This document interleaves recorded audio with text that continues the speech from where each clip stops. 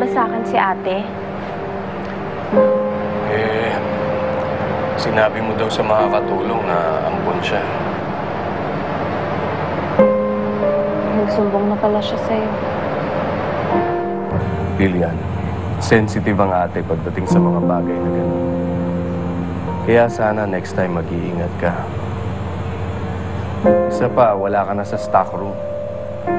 At hindi mo na rin kasama mga sales ladies na kachismisan mo noon.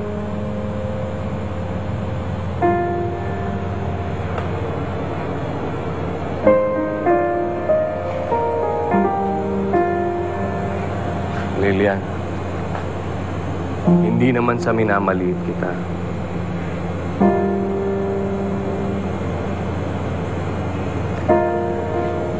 Alam mo, intindihin mo na lang sana yung kapatid ko. Tagal na rin kasing panahon na dalawa na lamang kami sa pamilya. Kaya naninibago pa siya sa'yo. Pero masasanay din yun.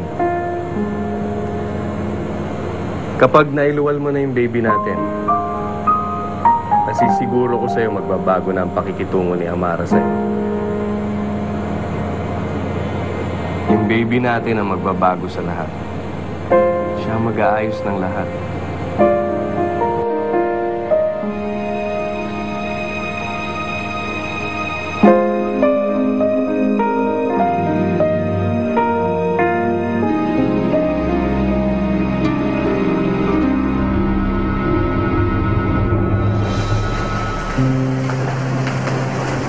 Bye. Ingat ka, ha?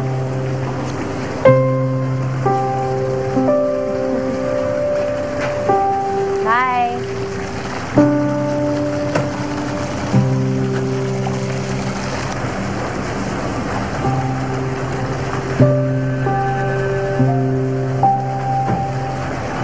Ingat.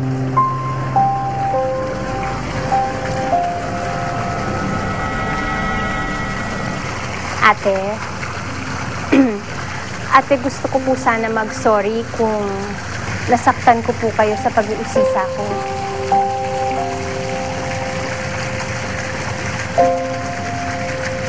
Nakaalis na si Ferdinand. Huwag na tayo magplastikan. Ate, hindi. Kung pagbibigyan niyo lang ho ako ng pagkakataon para makilala niyo ako mabuti at saka para malaman niyo na mahal ko po yung kapatid niyo. Kaya nga nakapag-desisyon ako agad na magpakasal kami. Malaking isda si Ferdinand. Siyempre, hindi mo na siya papakawalan. Ate, wala po akong pakialam sa pera niya at saka sa estado niya sa buhay. You're such a liar. Basang-basa kita! Dahan-dahan naman kayo sa pananalitahan niyo. Halagang ginagawa mong rason yung dinadala mo. Dahil saan? Kaya ka pinakasalan. Kaya ka pinakasalan ito. Para anakan at maging para usap. That is all you do. Bumuka ka.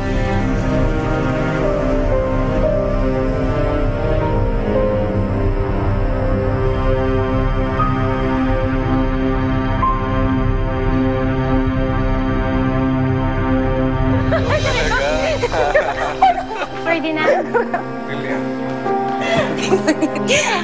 Lilian, I was just telling my brother we should go out for dinner tonight, on me. Para naman meron tayong konting bonding, hindi ba? Oo nga.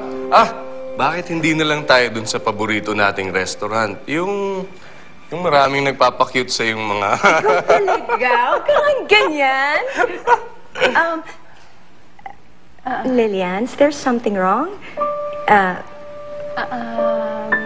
Ano kasi ate? Meron ka bang gustong sabihin?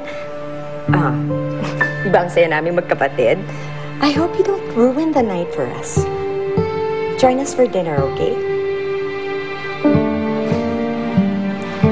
Magbibihis lang ako, ate. Tapos ano na naman mga effort na natin, ha?